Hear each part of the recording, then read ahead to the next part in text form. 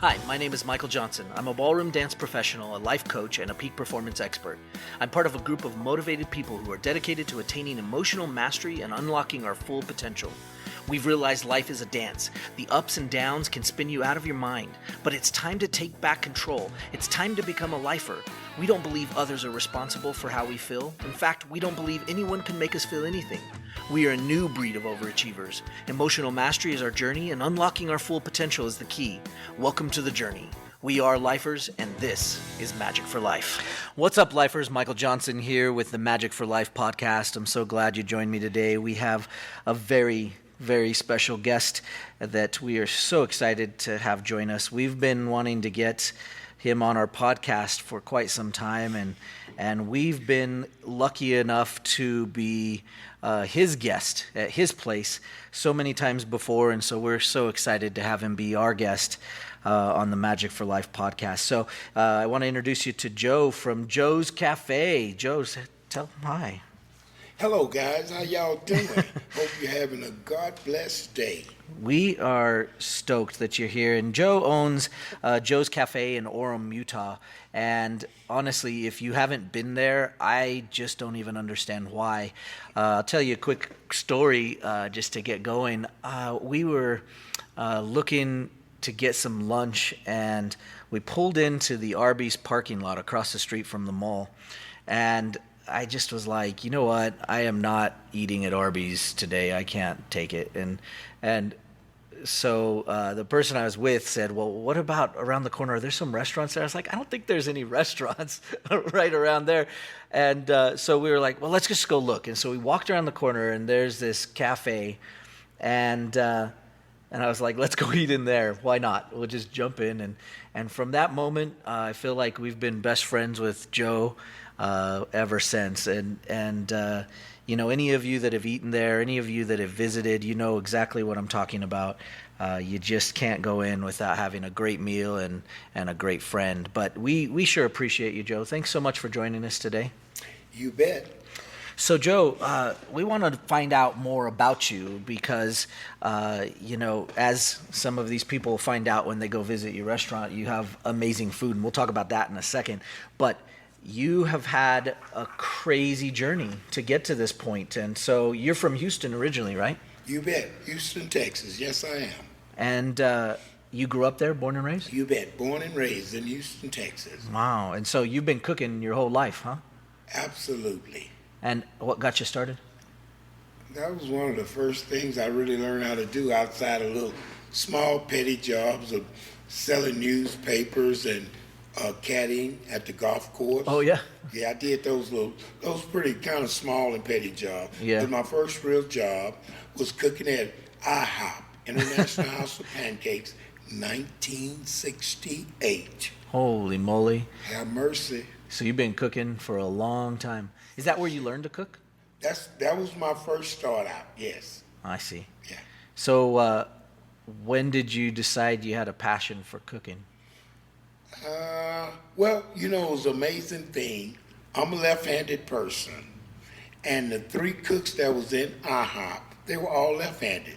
So that was kind of like a, heaven sent move for me to teach me and show me how to flip eggs and make club sandwiches and do pancakes and all that. Sure. The training session was the eggs. Yeah. And back in those days, they didn't let me train with an egg. They gave me the heel of some bread. Oh, yeah. You know, so if I could flip that heel over, the end of a loaf of bread. Yeah, sure. Yeah, they weren't going to let me waste their eggs. But after I learned how to do that, they gave me eggs. I did 1, I did 2. I skipped 3 and 4, went straight to 6. Nice. And I was locked in. And the cooks that I was training with, they were very awesome cooks, but they didn't have a gift to gab. Yeah, and they needed a front man, right, a wheel man. Right. And that's where I fit in. Nice. Talking the talk. So what in the world got you to leave Houston then and head this direction? Well, I was actually, I'm from a family of 11. Holy cow. Hello, I'm the baby boy. 11. You were the youngest of 11. No, I was the youngest boy. Oh, you're of the. 11. Oh, okay. All right. And I've got 3 younger siblings, which are female girls. Uh huh. All my brothers are older than I. Wow. Yeah. That's a So big family. when I was coming up in my household, when I was born and brought into the family, the first 3, the oldest 3, had moved out. Right. Got out, moved out, and got their places. So I come up in a household of 9. Oh, I see. Okay. Yeah. Yeah. So that's what the deal was. So a family of 9 eating each meal. Oh my and gosh. You eat through seniority. Okay? So whatever they cook up at the top, and when it works its way down to number 4 from 9, got 5 people getting the choice A stuff. Oh my goodness, that just did not sit well with me. Right. So that kind of started me into my cooking phases at Right. home. Right. And me coming up was around all my sister siblings. Sure. 4 of them. My oldest sister was much older, but the other 4 were around my age. Right. So I learned how to do all the girly stuff. I learned how to do laundry, dust the furniture, sweep, mop, wash clothes, wash the dishes, dry the dishes. I did all that. Sure. I grew up doing that. Uh-huh. So that helped me in my cooking phase of my life. What got you to leave Houston then? Well, I got tired of being tired. Yeah, I truly did. Yeah. At one time in my life, I chosen the wrong path. Mm-hmm. And I had to suffer consequences. Sure. So Sure. that led me off to a whole different planet, a whole different walk of life. Sure. And after I completed and finished that, I said, hey, I need to change people, places, and things. Right. And so my family put me on a bus. Oh, geez. They were sending me to my oldest brother in Seattle, Washington. Oh, my. Him and I are 19 years apart in age. Holy cow. Him and his wife never had any kids. Wow. So I volunteered to be that child they never had. How old were you then? Oh, 30-ish. Oh, geez. Yeah, 30-ish. I got tired of being a bad boy. You And were an older kid. much older. I just say a kid in the family. Right. But no, I'd already been designated to be his kid when I was a kid. Right. But I was a not listening, don't obey kid, But he never gave up on me. Nice. My oldest brother never gave up. Yeah. So they sent me off from Houston, my family. Went to the bus station with me. Told the bus driver, do not let this guy off the bus till he get to Seattle, Washington. Uh-huh. Yeah. Needless to say, them or I none of us knew that the end of the line was going to be in Utah for that bus, but a connection to go on to Seattle. Yeah. So it was in November of 1996 Wow. that I come through here. Snow white, snow everywhere. I come from Houston. The only way you're going to get some snow is you got to buy it. Okay? So when I got off the bus here, they told me, I thought they said, my mistake, an hour and 45-minute layover. Oh, no. So I'm at the bus barn, and some people in there was telling me the barn was down in Salt Lake City, Sure. Temple. And they was telling me to go down a half a block or so to go look at the million lights Sure. at the temple. Right. My mindset, mind you, I'm from the South, from the hood. The only thing I know is these white boys up here are pimping. They got 4 and 5 wives. Well, you know, I'm from the streets. I'm gonna see if I can, you know, sell myself out Nice. for a night, you know? So when I went to the temple, I'm kind of interviewing all the men. Uh-huh. Hey, buddy, how you doing? How many wives you got? So that's my wife and those are my kids. Well, you ain't the one I want to talk to. So I move around. Come to find out, there's none of them there that's got 3 wives. And, Right. you know, later on in my life, I found out it's FLDS. Right. You know, Right. But I just got it all Mixed they up. Yeah, they pimping up here, man. It's legalized pimping. You can have 3, 4 wives, and that's where I come from. Right. Not knowing anything. Wow. So anyway, after it was all said and done, I missed my bus. I went back to the bus barn, Uh-huh. to the station, and the bus is gone. And the people told me, they say, well, the bus left an hour ago. I thought they said an hour and 45 minutes, but it was only 45 minutes. Oh, no. That's what made me go down there, spend that time, and miss my bus Sure. to Seattle. So it was kind of God sent. Right. So I stayed in the shelter. I wasn't going to sit there. They told me that the bus didn't leave. The next one was 3:30 the next afternoon. Oh, geez. And I could catch that. Right. But mind you, it's 8, 9 o'clock at night. Right. I'm not finna sit in one of these chairs all night. I'm still trying to survey the town. Right. So I go outside and people tell me, well, they got a homeless shelter across the street. So I went over to the homeless shelter. Oh, geez. Mind you, this is 1996. Sure. Walked in, I got a bunk, I got a seat, got a place to lay down, and they gonna get you up the next morning, then put you out, whatever. So I ain't gonna miss my bus. So, but what amazed me was when I went in there and looked around, so most of everybody in there was white. I'm not used to this, man. Look at all these poor white boys. That's my take.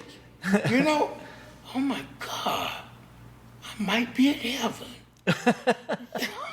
Got a bunch of white boys broker than me. But nevertheless, I stayed there. That night, next morning, got up, come out, and they got a foot patrol officer. Don't know his name to this day. But I went outside, mind you, I'm still kind of like on the ex-crook, so to speak. Right. Yeah, so I go out, I want to see how quick he gonna pull his gun on me, ask me for some ID, which I got all that. Sure. But from where I come from, you don't come up on a police officer in Texas and used to walk up on his gun side. Yeah, sure. So I walked up on him, I'm with my hand jive. Look out, officer, why can a man get a job in this camp, in this town? Right. And the officer responded without saying, boy, step back and pulling his pistol. Oh, geez. Kind of blew me away. I'm lost for words. You know? And this is the truth. So he say, what can a hard-working man do? Oh, he didn't call me boy. He didn't pull his gun out. What the hell's going on? So, is this a real police? So nevertheless, I told him, I said, I can cook.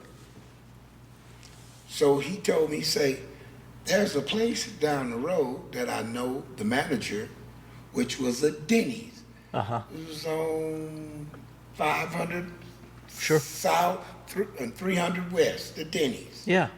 So after he got through doing his work, I'm still staying there with him, but not in the street because he's directing traffic. I'm on the side of the street. Man, you know, so my mind is just turning. I'm waiting on the police. Me? You know? Afterwards, he got done with his little duties. He took me to Denny's. He knew the manager now. Took me and let me talk to the manager. I told the manager how the place runs from the front door to the back. Nice. But he couldn't, he had a full employee staff. Oh, no. So he says, man, you really know your work, your business in here. So he said, I don't want you to get away. So he called his buddy, at Denny's on North Temple and Redwood. Oh, jeez. Yeah. Call him and say, hey, man, I got a guy over here that talk like he can really, really cook, and I think you need to see him. The man's name was Dave. Uh-huh. So he said, I've got my partner around there at North Temple and Redwood, and he say, his name is Dave. He said, could you go around there and see him? I say, can I walk? He said, yeah, it's going to take you a while. You know, I barely know what state I'm in. You know, Right, I'm talking right. about North Temple and Redwood. Sure. I have no clue. Can I walk there? See, yeah, you can, but it's going to take a while from downtown 300 Sure. walk all the way. So I says, okay.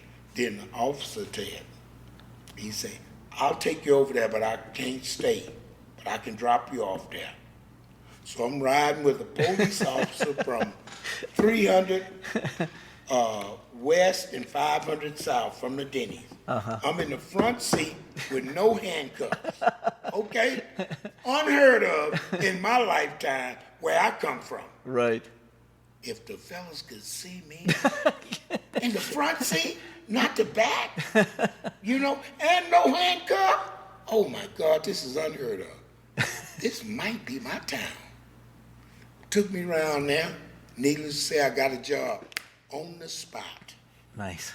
Manager took me to the DI here downtown, I don't know, right off of 700 South and whatever that big DI. Took me there and got me some white shirts and black trousers. Nice. Because I told him when I met him, went in and talked to him, that was in the morning, I say, you don't have to pay me right now. Just watch me and see what I can do.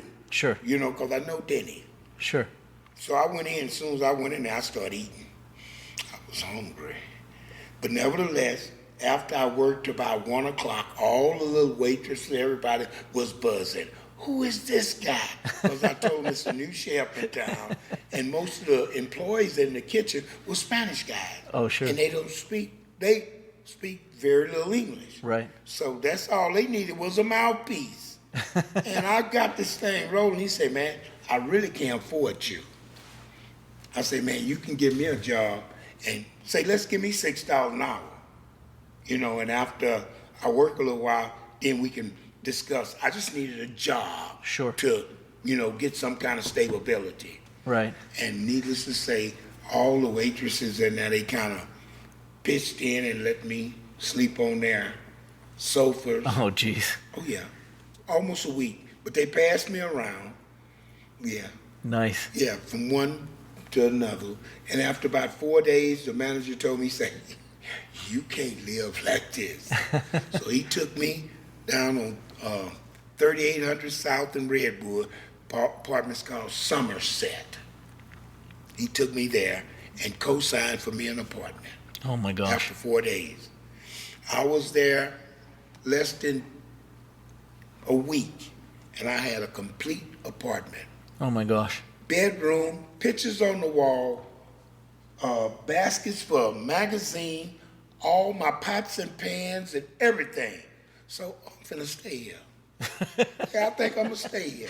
And so you never made it to your brother. Oh no, no, at all. So needless to say, I built my camp right here. And I Nice. started out at Denny's, and I maybe worked there not even a year, but I got to be known at all the Denny's because everybody heard about me.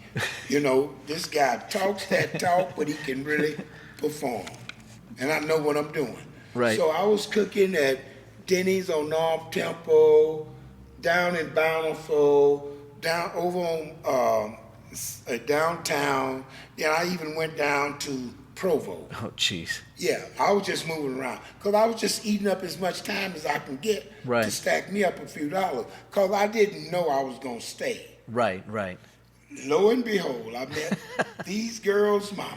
Oh, jeez. Yeah, yes, I did. And like I said at first, my wife, she's Laotian. I never heard of Laotian.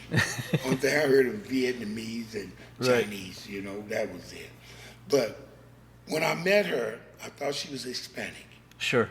And I tried to put my best Hispanic line down. Yes, I did, man. Yes, I did. And I met her at my first Denny's. Oh, yeah. She was a freshman at the University of Utah. Oh, my. So I was kind of excited. She was kind of intrigued with me. Sure. Yes, she was. And needless to say, she ate free every day she came to work. So I think I built our relationship up with that. Free food, that'll do it. Yeah, and she was a student. She was a student. And we became really good friends. She started carpooling with me for Right. practically 5 or 6 months. Wow. And I already got my apartment down there. So after a month or two, I slid and gave her a key. Yeah, you my girl. But it was strictly friends. Right. Yeah, Right. for practically 6 months, and I got tired of friendship now. Yeah, I want me a girlfriend now. It's kind of cold, man. You know. So we hooked up, and the results is these two ladies here got a beautiful home, and my wife she graduated from the University of Utah. Nice. So she's kind of like the backbone, and I'll just go get the money, man. Yeah, I go get the money. Yeah, Joe's Cafe, I try to make the money, but she manages it all. Nice. Yeah. Nice. So what finally led you to opening your own place? Well, I got tired of working for the man. Oh, I see. Yeah, I got tired of working for the man. And my oldest brother that I was on my way to Seattle with, up there, I had several jobs there after I left Denny's. I worked for Cisco. Oh, okay. Yeah, I worked for Cisco about 7, almost 8 years. Wow. And I did pretty good. Yeah. Then I left and went to Houston. Got caught up down there in that Hurricane Katrina. Oh, geez. From New Orleans and everything. Yeah. So I spent more time than I should have down there. Right. When I come back, I lost my job at Cisco. Sure. And then I got a job at Salt Lake Valley GMC. Oh, jeez. Yeah. That's not Never cooking. sold cars, but my personality helped me. Sure. Didn't know a thing about selling cars, but I just met people. And if you're interested in a car, let me get some keys and let's drive and see what this thing is all about, you know? Sure. And that's what I did for practically 4 years. Right. And then in 2008, the economy hit pretty bad, pretty low. I couldn't sell a HUD cap at the ship. And mind you, I was working off commission. Right. So right. if you ain't selling nothing, you ain't making nothing. Right. I got a home, I got 2 daughters. Oh, yeah. I got to make some money, man. And then I was so ashamed of myself. My wife went behind my back and told my guardian angel, which is my big brother in Washington, Joe doesn't have a job. Oh, no. So he called me, and I truly lied to him. He says, how's the car business doing, man? I hear the economy is pretty bad. How's the car dealership doing? I said, man, it's kind of slow, but I ain't been working in 2 weeks. I quit.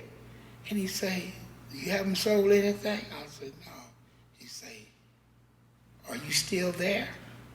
And when he asked me that, I said, no, I'm going to let him go, man. But I had already quit 2 weeks Oh, ago. jeez. I'm going to let him go. Uh-huh. He said, man, you got a home. You got a wife. You got 2 kids. What you going to do? I said, man, I don't know. He said, you getting up in age. You got a bad record back in Texas. Sure. He said, have you thought about working for yourself? I said, yeah, I would love to work for myself, but it takes money to work for yourself. Sure. He said, why don't you first, he gave me the proposition, he said, why don't you think about getting yourself a limo and driving the rich people around, and you know how to get up under people's skin. You get a ride, you're going to get $300, $400, $500 each time you ride somebody. Sure. I say, yeah. And then so he said, I know you know how to do yard work, lawn work. I say, but that's a 3 month of the year business. Right. I got and he's talking about financing. He said, you know what you do really good? You really cook. So why don't you think about finding yourself a place to open for yourself? Pinch my nerve, but the first thing I thought of, hey man, that's gonna cost some real money to go into business. Sure. And he didn't ever lead on that he was willing to help me the way he did. He say, you do the leg work, find a place, and get it in operation. Let me know what you need to get it done, and I'll help you. Right. Yeah. So needless to say, I got my wife. We did the leg work, found the place down here in Orem. I live in West Jordan. Okay? I didn't know nothing about Orem. Right. But when I come down and laid eyes on the location and the place, you know, I fell in love with it. The size, and it already was kitchen ready for my mindset of what I'm going to do. I called the landlord and told her about it. And then I called my brother and told him. And I got numbers for him. You know, what I need. Right. My brother got everything that I needed, from a slicing machine, tomatoes, all my inserts, all my utensils, plates, pots and pans, Wow. skillets, and then all my groceries. Wow. My brother did this. My oldest brother that I was going up to mooch off of back in 96, and this is 2009, and he coming to, but when I got married to these girls' mom, he gave me away, him and his wife, because my parents passed away at a very young age with me. I see. Yeah. You know, so he's the oldest family member. Right. So it's just common sense. You the oldest family member, you got to give me away. Right. He really honored that. Wow. I didn't realize that, but it was just common sense to me. My mom and dad's dead. You the oldest one in the family. You got to give me away. Right. You know, I ain't got no cousins and, you know, none of that. You the oldest, man. And so I got married in Las Vegas. Him and his wife came down to give me away. Wow. When I married their mama. And it was kind of like a storybook deal. Yeah. And he gave me the money. Gave me $37,000 Wow. to get my business open and running. Wow. And I'm here to stand here and tell you right now, I paid him every copper penny back. Nice. Yes, I did. That is- And I think I would never have done that without my wife. Wow. Oh, because she is kind of like strychnine business. Every month, we gave this guy $500 Nice. every month. That was like a real bill. Yeah. A house note. Paid him $500 and kept checking with him as we got it paid off. That's great. And you know what he told me? Because he calls me, my nickname for him, for the family, is Pumpkin. He said, Pumpkin, you know, when I gave you that money, I wasn't expecting to get it back. He said, don't you let that wife of yours go. You know, because he said when he gave me the money, he wasn't expecting it all back. He knew he might get bits and pieces of some parts. Sure. Yeah. And that was kind of my MO, my lifestyle. Right. Boy, but after I paid him back every copper penny, I went to a whole different plateau. Sure. Yeah. And, you know, and that helped my self-esteem, my confidence, my skills, the whole 9 yards. So when you opened your place, at what point did you realize that you had something really great going? Like, when did it blow up? Like, was it right away or? Oh, yeah, right away. Listen, after I got set up with my equipment and everything, the first thing, my Coca-Cola guy, you know, my vendors. Yeah, sure. Those are the first people I zeroed in. Coca-Cola come there, they want to set me up with Coca-Cola. Hey, man, only way I can take your Coca-Cola, man, you got to give me your word that you and your family's going to come back and eat with me for the next 2 weeks. You can close the deal with me. I say, because if not, I'll go to Pepsi.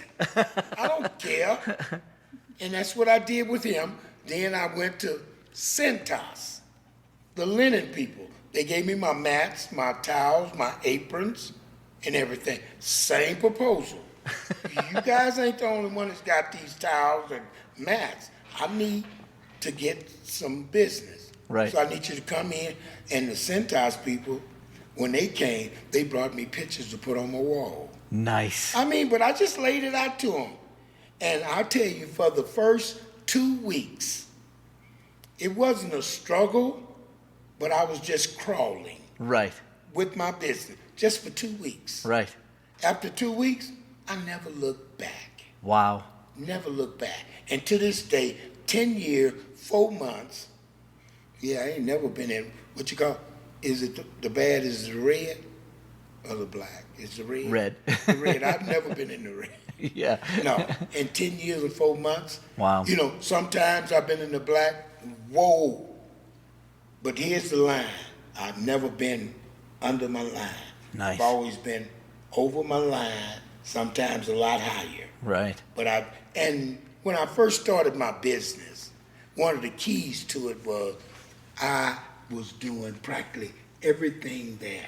Right. I was the cook, the cashier, the waiter, Right. the waitress. I was a one-man band. Yeah. Yeah, and I did that forever.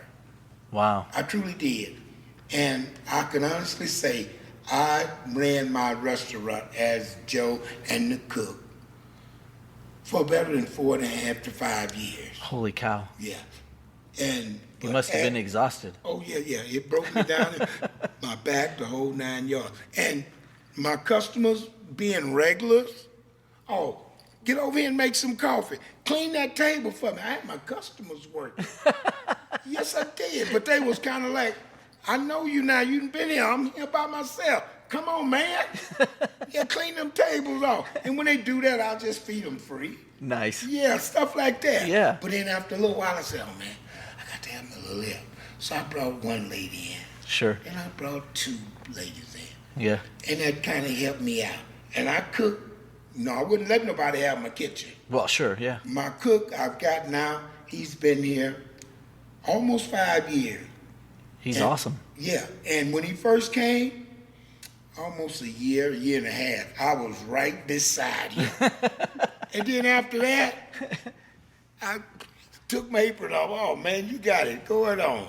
And I take care of my cook. The number one person for me Yeah. is my cook, and I take very good care of it. Yeah. Yeah, I take very good care. Because that's headquarters Sure. for me. Sure. And he loves it, and he takes care of me. He cares about my place. Sure. You know? Well, you can tell when you're there. He's awesome. Yeah, when he cook and he clean, you know, all that. Yeah. And it took me almost a year to break him from gyms and Village Inn and wherever else he worked. Because Joe got a different program from them, you know? Yeah, And sure. at first he wasn't putting enough on my plates. Yeah, like a spoon or 2 of hash brown. Hell no, boy. Put a bunch of hash browns on my plate. You know, Right. stuff like that. Sure. And he kept telling me, Joe, you're giving them too much. That's what I do. Right. Yeah, my plates are hearty and healthy. They are. They're huge. And then he caught on to it, and after he caught on to it, and then what I did to solidify what he did, I started letting the customers come up, and when they tell me something, go over there and tell my main man. Nice. I'm Mr. Joe, that's Jose. Go over there and tell that Jose what you just told me. They'll go over there and say, best burger I ever had. Yeah. Omelet was awesome. Yeah. And that built up his Yeah. confidence and everything. Sure. I'm locked and loaded. Yeah, I'm locked and loaded. Well, he's such a nice guy, you know, He and truly he's quiet, but He's super quiet. Yeah. Oh, some of the little cutie pies come in, they want to take a picture. They, Joe, can you get him to? Oh, he ain't gonna take no. Oh, you can forget that. He's not gonna take no picture. that's awesome. No. But he helps me when I have Spanish people to speak only Spanish. He does my interpretations. And stuff. Nice. Yeah. And today, as we speak, I've got a real good mixing pot of employees. Yeah. My Yeah. daughters are Asian and black. My Right. wife is Asian. I got one lady from Spain. I've got one lady from the Philippines. I got one girl from she's up there in Margaret, Heber. I got me a local one, and I got one girl from Japan. I got a real mixture Nice. of ladies, you Yeah. know, and I like that. And Yeah. people always compliment me on that. Yeah. I truly do. I like a good mixture of workers, you know. You know, you serve some things that are so unique. Like the grits you serve are just unheard of, and what how did you learn to make those? Or, I Now, mean, you not I've always getting- had grits savory and never had them Not your way. getting my grits on this air with my recipe. Only thing I can tell you is I stir them with my pinky finger. It's live brown sugar. I'm done with you. End of Oh, jeez. mercy. Yeah. Well, if you haven't been to Joe's, you gotta go. I mean, even if you just go for the grits, it'll knock your socks off. I mean, the very first time I went, and we were still kind of checking the place out. We didn't know what to eat. We sat down. He knew it was our first time there, and we sat down to eat. And he walks out and puts a bowl. We didn't order it, but he puts a bowl of grits on our table, and he goes, "Here, eat these." Like, yes, sir. You know, but. But gosh, it's sure hard not to order them when I go back. That's for sure. But like, you do them so different. Is that how you've had them done before? No. Like, I've never had them like that. That was the way they sold here in Utah and Utah County. Oh, geez. When I first started out, for the first 3 months, I was putting cheese in my grits and cutting up my bacon, making them savory. And Right. every day, I was throwing the pot away. Oh, jeez. Called my sister, my oldest sister down in Houston. Uh-huh. And I said, baby, these people not eating these grits. She said, what are you doing? I said, baby, I'm putting cheese and I'm putting bacon. Oh, stop wasting that stuff. She said, cook them grits, put some butter in them and some sugar and see what happened. And I did that. And that was 3 months after open. So right now, 10 years and 1 month today. Uh-huh. I can't keep grits in there after 10 years.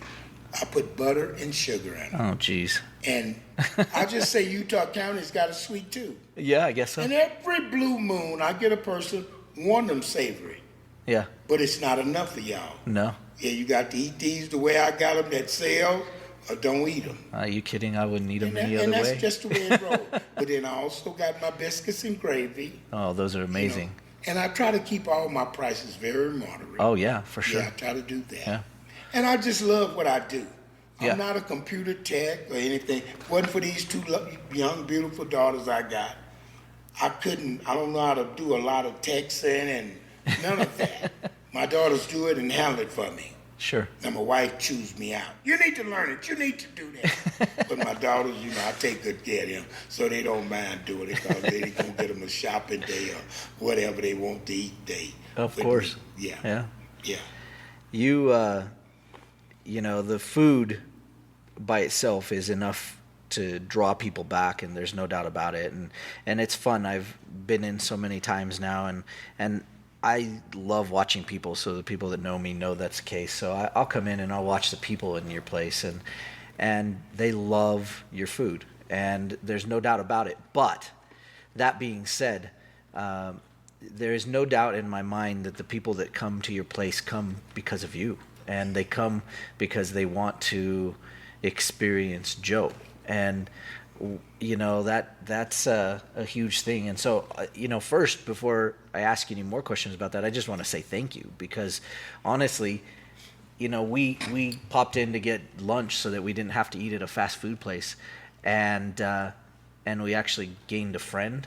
And every time we go, no matter what, it's always like we're home, and that's huge. I think a lot of people show up because for at least lunchtime, it's home, So I appreciate that, and I think for those people out there that haven't gone, you'll walk in the door, you'll get it, and it's very quick. But you know what? How come why do you think you're such a big personality? Like, we all know, all of us that have been there, we all know, but what is it that led you to that point? Well, I've actually had a personality practically all my life. Yeah, I used to be back in grade school, I strived to be the teacher's pet. And this is way back in the day. And, my personality got me through so many doors and helped me out so much. Sure. And it's kind of like a natural thing. Now, I got to tell you a little tidbit here that's not so good. Now, on Saturdays, when my place is rambunctious with business, I get some of my customers, they come in and they eat, then they want to sit and fellowship. Yeah, sure. And that's not how I roll on Saturdays. You know, Saturday's you got crazy. to eat and move, Yeah. man. That's it, man. You know, and I don't know if I hurt their feelings or embarrass them or what, but I don't, beat around the bush. I go talk to them, go over and say, how was your food? They say, everything was okay. Can I get you anything else? No, Joe, everything's fine. I say, well, I need these seats and I need them right now. Yeah, you got to go. Yeah. I got people standing up want to spend money with me, and that's my money day. Sure. I've got chairs outside in the front and out back when the weather permits it. Yeah. And I'm also looking for a little bit bigger place, but what I want is something in the vicinity. Yeah, sure. And I like to double my size. My seat capacity on the inside is 36 people. Sure. It's not very many. And I know quite a few people today. Yeah. And so 36, I'm full. Yeah. And I can't let one person come in and sit in the faux top. No, I can't do that. Stuff like that. And I got a few ones that want to be honored like that. You can't do that with me. And I got these other 3 chairs and I got people want to sit. Right. You better come back and eat with me and let me feed these other 4 people. But that and just having this is what I do. I cook it on people person. I strive to be a PR guy. Yeah. Everywhere I went, everywhere I worked, I guess you can't say I took over because of me and my personality. The other people always let me stand out front. Sure. Yeah, because I got a gift to gab. And I know how to laugh and talk with any shape, size, or form of a person. Lady, male, kid, boy, girl, whatever.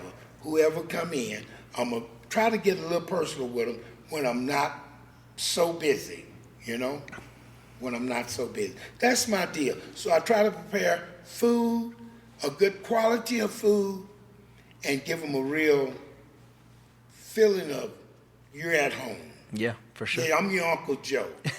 Yeah, and that's what I tell a lot of people and a lot of customers. The younger people, I always call them my nieces and my nephews. Sure. Yeah. That's what I do. We've been around for a while, and we watched you wear this necklace with the chef on it, like a big old necklace. That's my bolo. Yeah, that's your bolo. That's my bolo. I saw you. We were there the other day eating, and we saw you take that off and give it to somebody, and we were like, "What is he? Cold-blooded. What is he doing? Where's that so going?" He offered to buy it. And I had 3 more at home. So I said, okay, I'm going to sell this one this time. Okay. And my daughters was freaking out. What are you doing? I got a guy here in Utah County, and he carved those things out for all the Boy Scouts and stuff in the whole Utah County. And he carved me out, mind you, about 12 of them. I've got a Frankenstein. Nice. I've got a Santa Claus. I've got my favorite team, which is the Astros and the Texas Rangers, because I'm from Texas. Nice. Yeah, and I've got those bolos. I had 3 of the chef ones, and I call them my mini-me. And yeah, I got Halloween, Frankenstein, Santa Claus, Christmas, all the holidays, I got that particular bolo to wear. And he made them all for me. Nice. And I mean to tell you, it don't take him no more than 3 hours Oh my gosh. to carve one out. He come in, he just asked me, Joe, who is your favorite team? He even asked me who was my favorite football team, local, from Texas. And he wanted to do me a BYU, but my wife graduated from the U. Oh, nice. Come on, man, you trying to mess my bedroom up. Yeah, doing me a BYU. So he fixed me a BYU and a University of Utah. Nice. I never wanted a BYU. No, I can't do it. It's just at home in my bathroom hanging on the wall. Nice. Yeah, but that's it. Well, we're so privileged, to have you join us today. And like I said, for those of you that are out there that haven't eaten at Joe's, you got to put it on your list. And once you do, you won't stop going back. At one point, Joe, you were telling us all about your jambalaya. Someday you're gonna have to make that for me. I most certainly will. But that is nothing I can put on the menu. No doubt, no doubt. 'Cause one thing, it's a very expensive dish. No doubt. And I can't really do that, even with my gumbo. Yeah. Because those dishes, if you make them properly, yeah, it costs you a real pretty penny. All right. You know what I mean? All right. But just as a friend, and and I'm knowing you might, when some jambalaya jump off, I'm going to hit you up, man. All right. Yeah, I'm going to hold you to that, man. You got a long, fun career ahead of you in this cafe, and of course we wish you all the best. And a lot of our listeners are, well, I call them lifers. They're peak performers, they're athletes, they're dancers, they're people that want to take their life to the next level. And part of why we asked you on the show is because you live your life in that state, in that place where we can see it every time we are around you. You love what you're doing, you're loving life, you're living every minute. And I see so many people go through life hoping for the next vacation, hoping for the next thing. They're always looking ahead at, well, if I could just get this done, then I'll be happy, and it's always some condition to get there and be happy someday. And I feel like not only do you represent being in that moment and living that way every day, but your food does too. And you can tell, you show up and while we're eating, it's like for that moment and for that lunch hour, we're able to just be in the moment and be in that minute and eat with you is such a privilege, and we are so lucky to have you here. So honestly, without somebody having visited, I think they might have a hard time understanding. But I think for those of you out there that are dancers or athletes or business people that are listening to this podcast, honestly, you need to understand that there are people out there that are successful at living every minute and living in the moment, and not necessarily looking ahead, always something else is going to be better or make my life better. But Joe, you're certainly the epitome of that. I mean, we see it every day, and we are so privileged to know you, and we thank you for giving us your energy and your personality and your amazing cooking.